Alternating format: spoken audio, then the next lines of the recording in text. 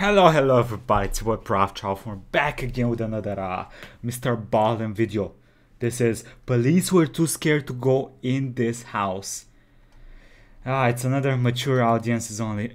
Jesus, let's go. The Chundawats were a big, tight-knit, middle-class family who lived in a cramped, The Chundawats were a big, tight-knit, middle-class family who lived in a cramped city in northern Delhi, India. For generations, their family had been farmers living and working out in the desert, but in 1989, their beloved patriarch, Bhopal Singh, decided it was time for a change. That year, he sold all of his farmlands and then used the money from that sale to move with his wife and his youngest son to the city. And over the next couple of decades, one by one, the rest of Bhopal's children and their families followed him out there to the city and moved in with him. By 2007, there were 12 Chundawats all living under one roof. They made their living by running a grocery/plywood shop on the first floor of their house. The store was quite prosperous, not only because the goods they sold were top-notch, but also because the locals just really liked being around the Chundawats. Bhopal was this big, friendly personality that took on a...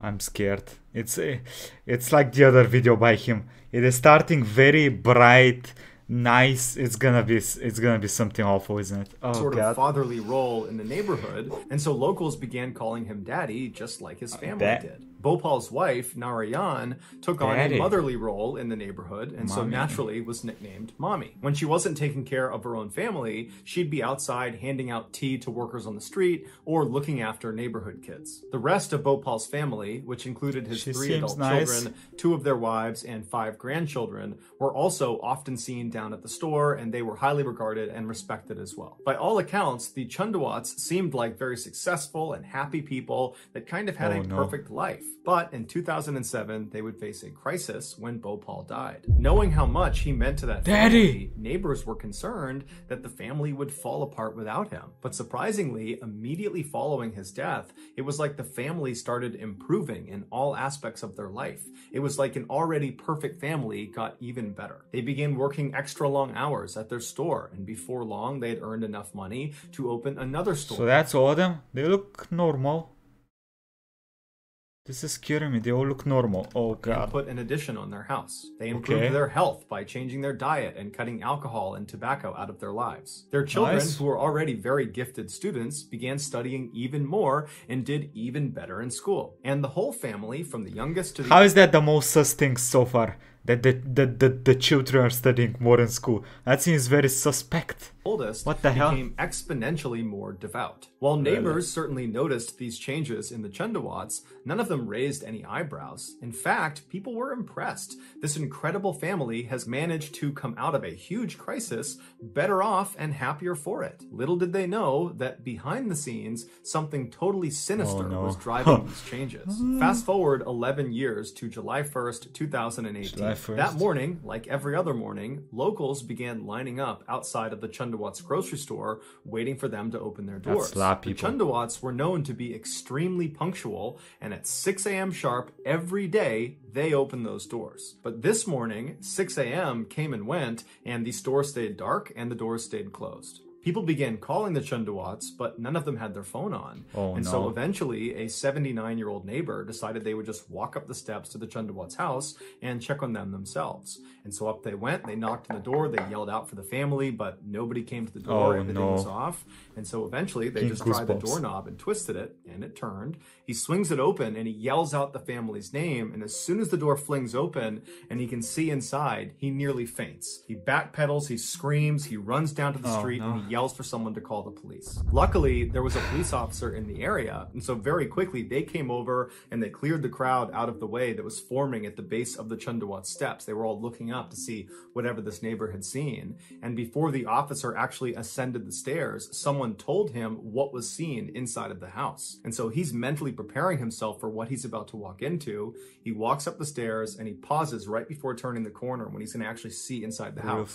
He takes a deep breath, he knows what he's going to see. He turns the corner, he walks inside, and he's still completely shocked at what he's seeing. He would only be able to stay inside of the house that first trip for about 10 seconds before he too turned around and ran out of there. He would say it was just too much. It was one of the worst things he had ever seen, and that he hopes he never has to see anything like that ever again in his career. Listen, this is a police officer. They see some awful shit. They see awful stuff.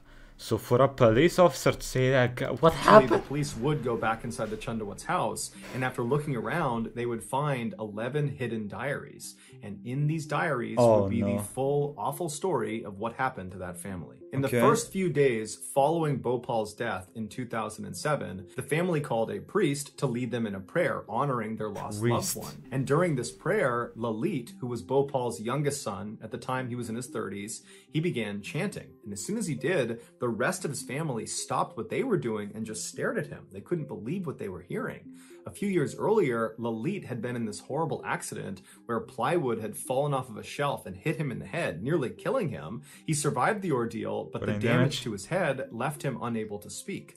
But now, here he is chanting and speaking. And so as his voice grew stronger and stronger as he was doing this chant, the other family members just continued to watch him and listen to him. And then they began whispering to each other, "Daddy has returned." Following this prayer session, Lalit kept his voice and he began keeping a diary, the first of the 11 he would ultimately fill. The first few entries in that first diary were fairly normal. They were just reflections on his day or on his life.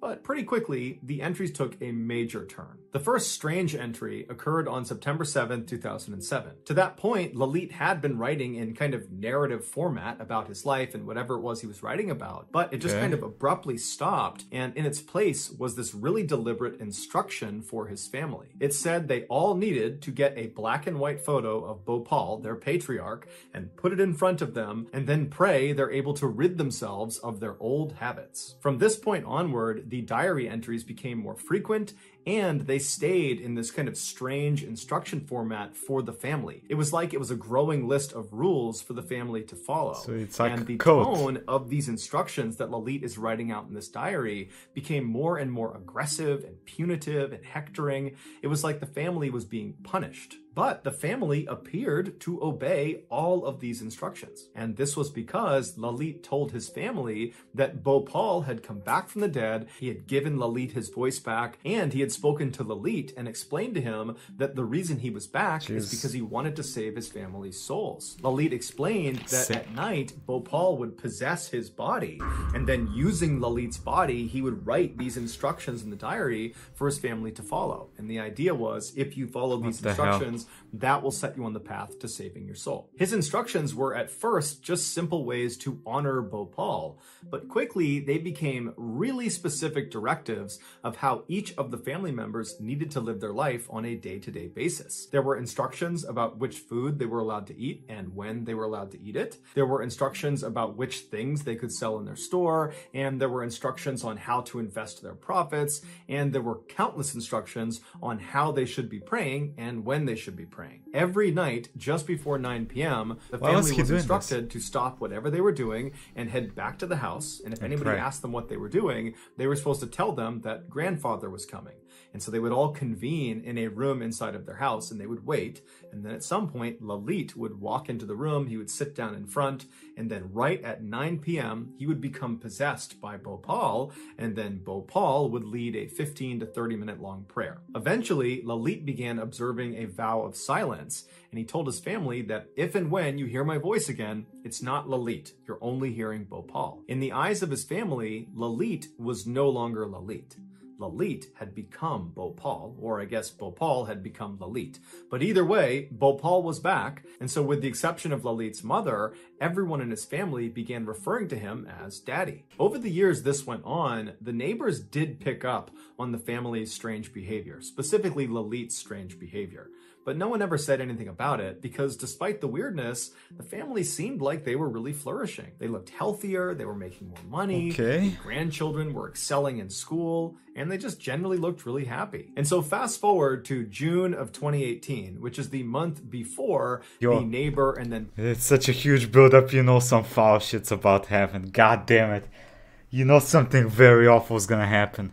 Police officers sees this horrible thing in the Chundawat household. That month, June, was an especially happy time for the Chundawat family. because one of the grandchildren had announced they were going to get married. And so on June 17th, nice. they have this huge engagement party. The whole family's there. They're dancing for joy about this incredible announcement. And then they began shifting their focus to planning this wedding that everyone is so excited about. A couple of weeks later, on June 29th, the Chundawats had their neighbor over for dinner, and that neighbor would later say that nothing seemed amiss, and over dinner, all the family wanted to talk about was this incredible wedding they were planning and how excited they were to go to it. And this wedding was several months away. Less than 48 hours after this dinner, the Chundawats failed to open their grocery store, and so the neighbor goes up the stairs, he opens the door, and he sees 10 members of the 11-person Chundawat family dangling from nooses in the front hallway. They were hanging very close together in a circular pattern that looked very intentional. Their hands and their feet were bound, they were blindfolded with strips of cloth, their mouths were taped shut, and their ears were packed with cotton balls. On the ground underneath them were black stools that had toppled over. The 11th and final member of the Chundawat family,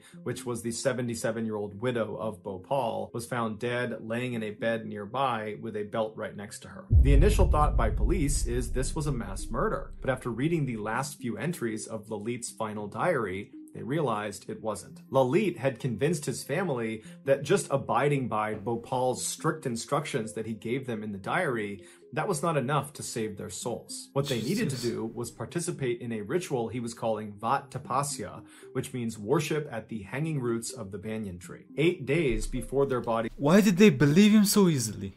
Like, what the hell?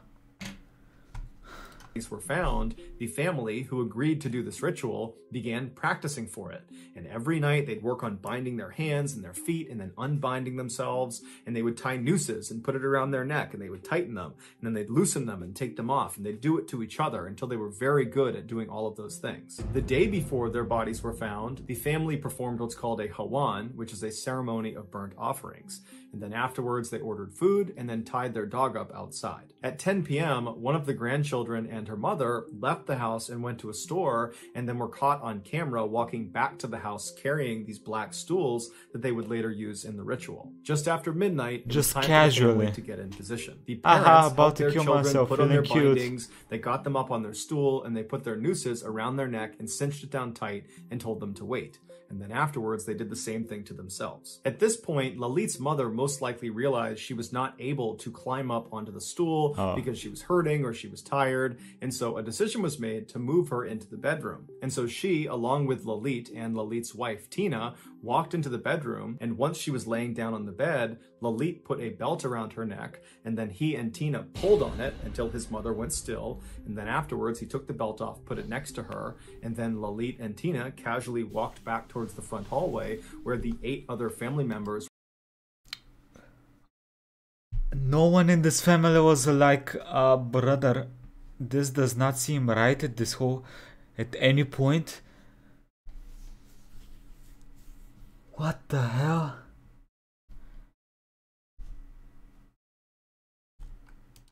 Were now in position. They're blindfolded with cotton in their ear. They have their noose on. They're just waiting. And Lalit and Tina walk around the room, kicking their stools out from underneath them. And while their family slowly asphyxiates all around them, Lalit and Tina bind up their wrists and their ankles. They get on their stool. They blindfold themselves. They tape their mouth. They put cotton in their ears. They put their nooses on. They cinch them down, and then they both jump. The very last line in the final diary that Lalit kept, it says, "Keep water in a cup. I will appear and save when color changes." This ritual was supposed to allow the family to see Bhopal in person. Lalit told them that as technically, if you believe in an afterlife, they did see him.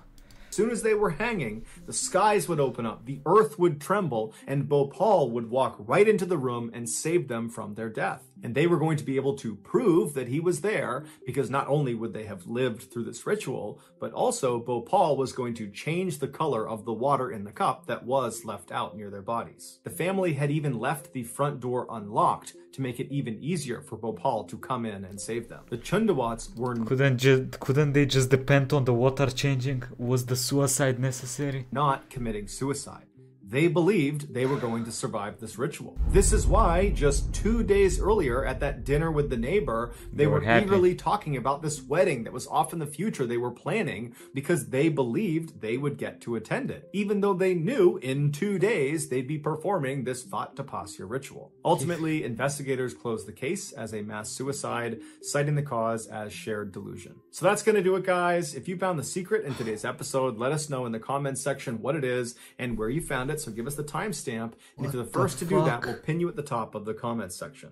If you got something out of today's episode and you haven't done this already, please invite the like button to come over your house and play Call of Duty with you, but give them the NES Duck Hunt remote as their controller. Also, please subscribe to our channel and turn on all notifications so you don't miss any of our weekly 3 or 4 video uploads.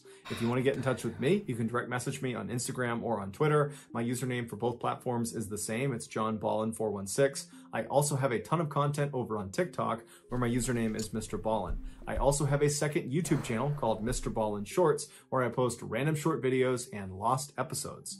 If you have a story suggestion, please submit it to our subreddit just called MrBallen. It's linked in the description below. So whether I see you on Twitter, Instagram, TikTok, Reddit, YouTube, or some combination, just know that I really appreciate your support. And until next time, that's going to do it. See ya. Jesus. So I assume they were very religious because they straight up believed this dude and let him control their life for so long, like years before he decided to go extra and do the Jesus Christ. This shows you why you need to have some what do you call it? You cannot just depend on other people. You need to have some self control, not self-control, but I don't know how to say the word. I forgot the word. Like individuality. You need some individuality. You need to be able to think for yourself, because like as they said, as long as the other dude was the head of the family, everything was going well. But as soon as some other dude with a little bit of brain damage came, no family anymore. Damn, that's pretty sad. Jesus. Well, I'll leave y'all with this. Let me know what y'all think about this. This is wild. This is crazy. Go check out MrBallen. Quick thank you to YouTubers and Patreons. Thank you all for the support. I appreciate you all, and have a nice day, everybody. Bye-bye.